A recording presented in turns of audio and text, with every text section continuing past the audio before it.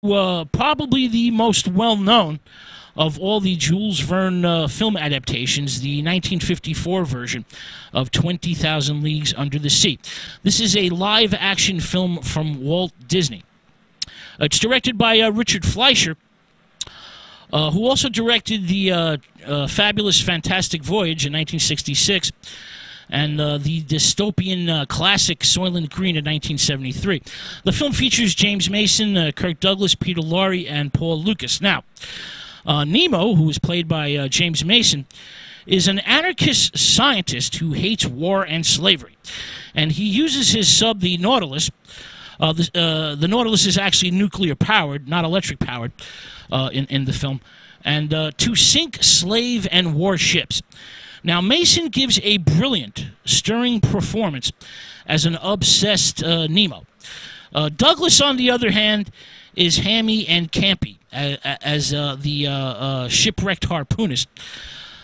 Now, basically, Mason fights his own battle against the world. He's betrayed and by Douglas, Lucas, and Peter Lorre. And he has a spectacular death in the film.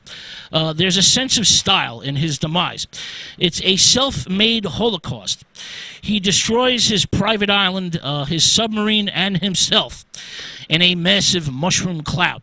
Now, the special effects in this film are pretty damn good. They won an Oscar. Special cameras are used. The underwater photography is absolutely stunning. It's beautiful. There's a battle in the film between Kirk Douglas and a mechanically operated squid that is still quite memorable.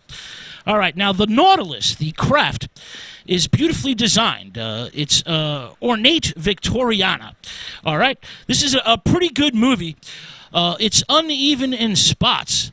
But there are many, many moments in the film when it touches greatness. I highly recommend you see 20,000 Leagues Under the Sea. Now, let's move on to From the Earth to the Moon, 1958.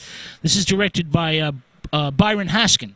It features the great George Sanders, the very talented Joseph Cotton, and the lovely Hubba Hubba Deborah Paget. Now, this movie was shot in Mexico. It's slow-moving and dull in spots. It follows the plot of the novel pretty well. There's a new explosive and a projectile. Human passengers are, and of course the pretty stowaway Deborah Paget, are shot into the stratosphere. This film, as I mentioned, is dull in spots. There's no scenes on the moon. Imagine that. There's absolutely no scenes on the moon in the film. And some good performances are essentially wasted. I cannot recommend this movie, even though it does have some interesting moments. Let's move on to Journey to the Center of the Earth, 1959. This is directed by Henry Levin. This film has a lively, literate script. It has very vigorous, vivid characterizations and very good performances. It features James Mason again, Arlene Dahl, and Pat Boone, who thankfully sings only one song. It also features a charming duck known as Gertrude. Now, the film is set in the 1880s, and it's a far superior adaptation than most. The film is very true in spirit to the Verne novel.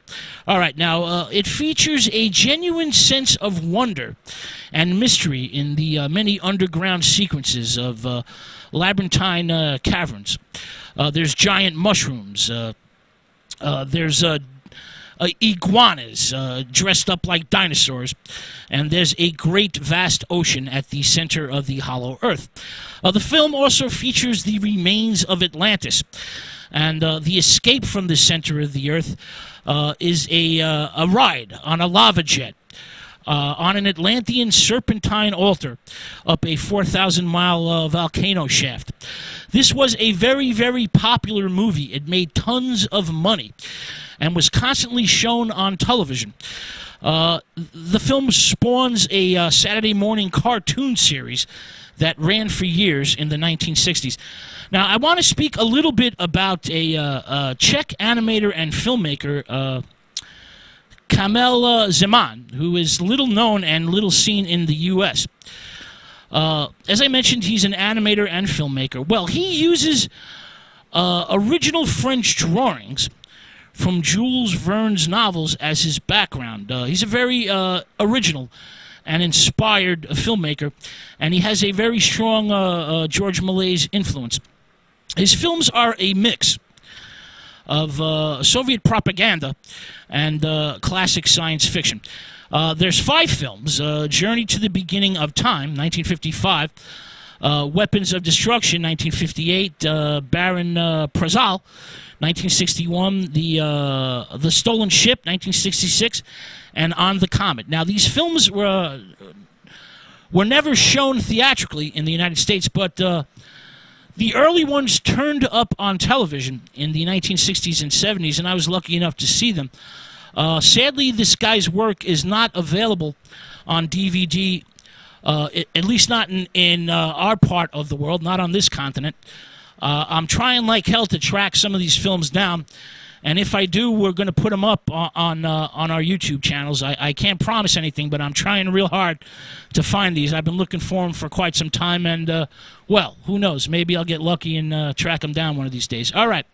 So I just wanted to let you know a little bit about this guy, do a little research on him. He's an amazing filmmaker, and I wish he was better known on our side of the pond. All right.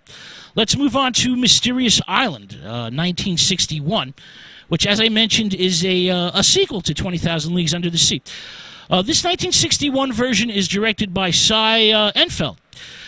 Well, the film is essentially a giant showcase for Ray Harryhausen's robust special effects.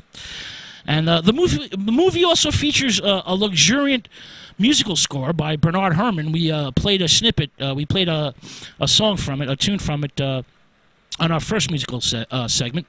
Now, in Mysterious Island, Union prisoners escape via balloon from a Confederate prison. They're washed ashore on a remote Pacific island, and they encounter, of course, female castaways. But they also encounter giant crabs, huge bees, prehistoric birds, pirates, Atlantis, and Captain Nemo. Herbert Lom plays Captain Nemo. Herbert Lom is best remembered today for Chief Inspector Dreyfus in the Pink Panther movies. Well, Herbert Lom was a great character actor who had an almost 60-year career and made virtually hundreds of movies, and he does a great job as Captain Nemo. He's excellent in the role. In Mysterious Island, he's a type of wounded messiah. And he has a sense of menace and charm at the same time. This is a really great movie. I highly recommend you see this if you never have. Ray Harryhausen's effects are truly amazing. All right, let's move on to Captain Nemo and the Underwater City. This is from 1969. It's directed by James Hill and features Robert Ryan, the great character actor Robert Ryan as Captain Nemo. It also features Chuck Connors, best remembered as the rifleman, and a lovely, exquisitely beautiful actress known as Nanette Newman, who's actually a pretty good actress, but never got a role worthy of her talent. But boy, is she good-looking. Yum, yum. All right, now, the plot for Captain Nemo and the Underwater City. Well, at the end of the 19th century, a ship sinks during a violent storm. There's a few survivors, and they're scooped up and taken aboard a mysterious underwater vessel commanded by the legendary Captain Nemo, Robert Ryan.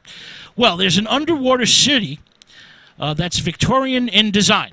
The city features an oxygen-creating machine that transmutes gold as a side effect. Well, there's greed among the survivors, and skullduggery and shenanigans ensue. Now, this film has a nice use of color, but it's a distinctly inferior production to Disney's 20,000 Leagues Under the Sea. Now, I want to talk a little bit about a very little known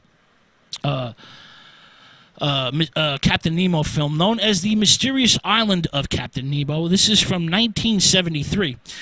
This was originally an ambitious European television miniseries that's 300 minutes long, but is cut to a 96-minute movie. It's directed by Juan Antonio Bardem, the uncle to the well-known actor Javier Bardem, and features Omar Sharif as Nemo. As I mentioned, this film is little seen, little known. It's a French, Italian, Spanish, German co-production that was never released theatrically in the U.S. And is only available in South America. Many cinephiles consider this movie, The Mysterious Island of Captain Nemo, the most beautiful, atmospheric, and faithful adaptation of any Jules Verne work. The film has many psychedelic elements in the color and music. And the Nautilus is an amazingly designed craft in this movie. I saw this film only once at an outdoor theater in Spain in the summer of 1973. I was spending the entire summer there with my relatives in a small town known as Dos Hermanas, two sisters, about 50 kilometers away from Seville. And I saw this on a hot August night in an outdoor theater, and I've never forgotten it, even if I've never gotten a chance to see it again. Maybe one of these days I will be able to see it again. It is available on video in South America. However, for some reason, it's not available in the rest of the world. This is another film I'm trying like the devil to track down, and maybe one of these days I will track it down. All right, let's move on to The Return of Captain Nemo. This is 1978.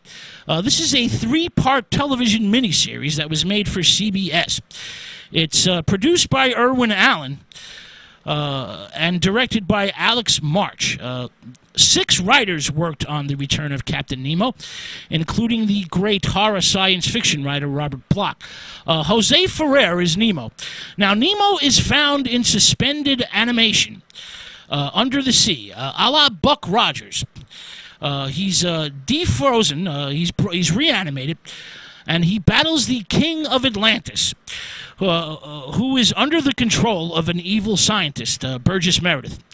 All right, to be honest, I saw this on HBO in the early 1980s, but I really don't remember it very well.